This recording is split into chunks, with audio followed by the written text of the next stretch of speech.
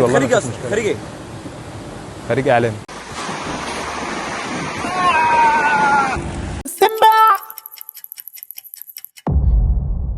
بقى البس لبس الشغل وانزل معاك. ها ماشي يا باشا. هرن عليك، هروح البس لبس الشغل واجي لك. وماله يا باشا. هصلي اول الجمعه واجي لك. ماشي يا باشا. يلا بينا.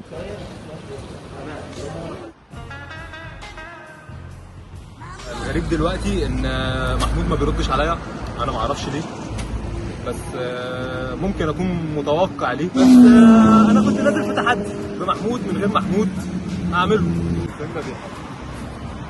من اول دلوقتي لحد نهاية الفيديو هطلع لكم كل شوية عداد لما نجمع كمية يحسب لنا الكمية دي تقريبا وزنها هيبقى قد ايه، وبالتالي بتساوي قد ايه من فلوس، وده اللي هيساعدنا نبقى عارفين ومتوقعين لما نروح نبيع الحاجات دي تقريبا هتساوي كام. وبالمناسبة دي تعرف ان على الحسبة بتاعت ان كيلو الكنزات ب100 جنيه يبقى تقريبا الكنزاية الواحدة دي يتراوح سعرها ما بين جنيه وربع لجنيه ونص. شغلانه طلعت صعبه قوي، عمال بلم هناك بقالي شويه، ما جمعتش حاجه لسه الفلوس مش كامله، مش هتجمع اللي انا عايزه. هجيب غيرها النهارده، هعمل رقم قياسي جديد.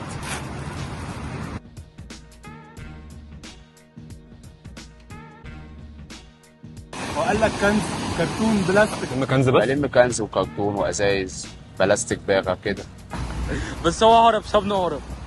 احنا سيمبا بيعمل ايه يا صاحبي؟ بيحاول لوحده مع الناس ايه بالظبط، هيحاول. ايوه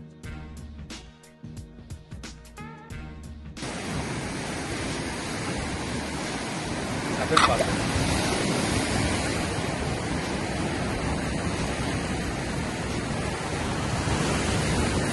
بتاع لسه مليانه على اخرها دي مانجا لسه ساقعه اصلا. ايه ده؟ انت بتشربها؟ انت بتشربها؟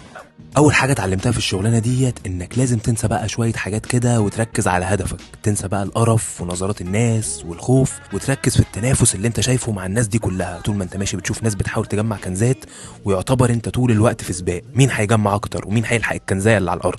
هشربها واخلصها عشان تبقى معايا، ده رزق ده. ايه بتدوري على كنز؟ حتى القطه بتدور على كنز، الشغلانه بقى كلها منافسين.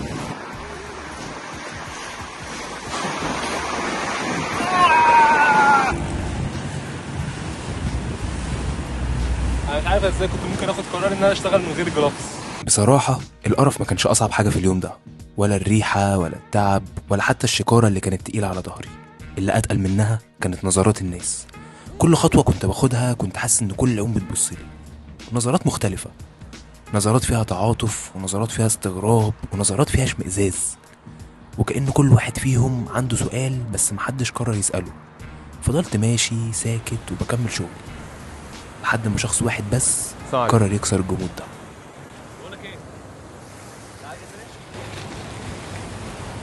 انت اسمك ايه؟ ليه؟ لا عايز اعرف بس اسمك ايه؟ اسمي سيمبا.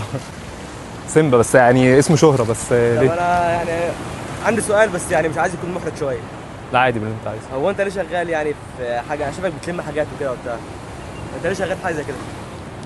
يعني هو ده الشغل اللي قدامي. بص، رزق. هو انا شفتك واستغربت الصراحه.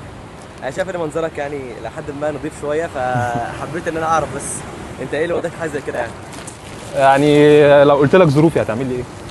مش كده، حابب اتعرف عليك يعني، خليك يعني ايه يعني. انا عادي والله. خريج مفيش اصلا مشكلة. خريج ايه؟ خريج اعلام. ما تهزرش بقى. والله بصور، بس يعني ده الهدف من ان انا بصور، وانا بصراحه والله وبيني انا وبينك استغربت بجد، انا شفتك كده.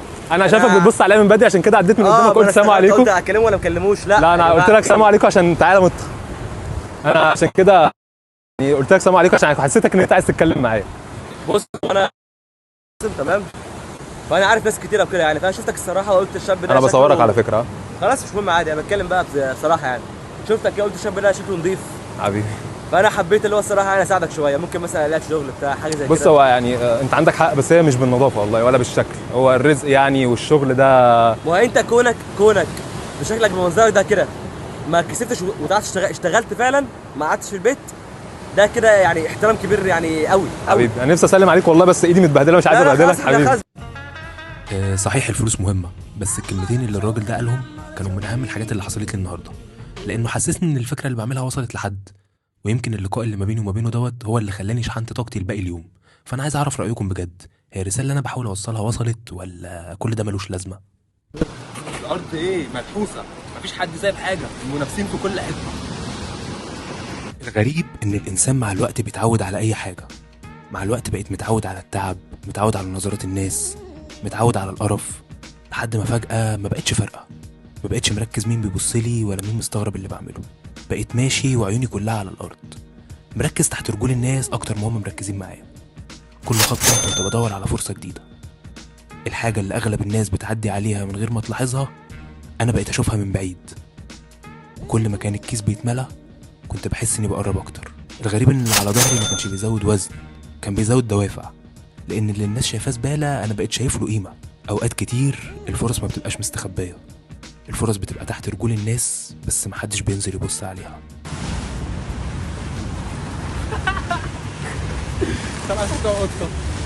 كنت كل ما بجمع كميه كويسه او كيس كبير او بلاستيك كنت بروح اسيبها في بيت قديم بتاع واحد صاحبي كنت بعتبره المخزن بتاعي.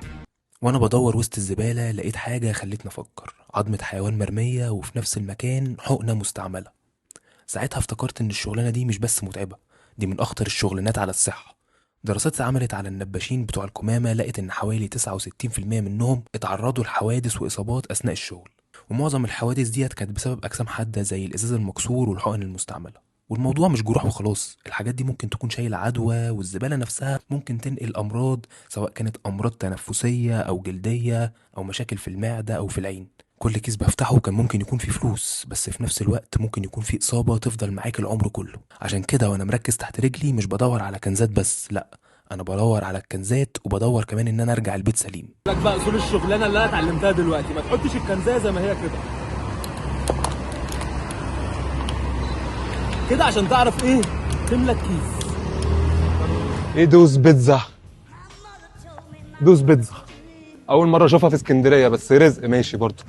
هباكل من عندكم يا دوس بيتزا. ايه؟ لا يا عم توك توكر ايه؟ لا يا عم انا دلوقتي بلم كنز. بلم كنز دلوقتي. الموضوع طلع متعب اكتر مما تخيلت بكتير، بس جمعنا كتير. حاسس ان انا ممكن اعمل ثروه من الكنزات اللي على ظهري دي. لحد دلوقتي العداد لسه شغال، بس الحقيقه ان دي كلها مجرد ارقام تقديريه. انا لسه ما بعتش اي حاجه ولسه عندي كميه متخزنه مستنيه ان هي تتوزن وتتباع. بس السؤال بقى، لما ابيع كل اللي انا جمعته ده، الرقم اللي هيطلع زي اللي كان قدامنا على الشاشه، ولا هيطلع اقل، ولا يمكن اكتر، ولا يمكن اكتر بكتير؟ ولو فضلت انزل بقى كل يوم بنفس المعدل لمده شهر كامل، تفتكروا هوصل لرقم قد ايه؟ يعني المشروع ده فعلا هيوصلني ل100,000، ولا انا بحلم والحلم اكبر من الواقع؟ هي الرحله لسه ما انتهتش، وده مجرد اول يوم. فقولوا لي بقى في التعليقات، اكمل السلسله دي ولا اوقفها لحد هنا؟ وقول لي برضو، متوقع الحصيله النهائيه للفلوس تطلع كام؟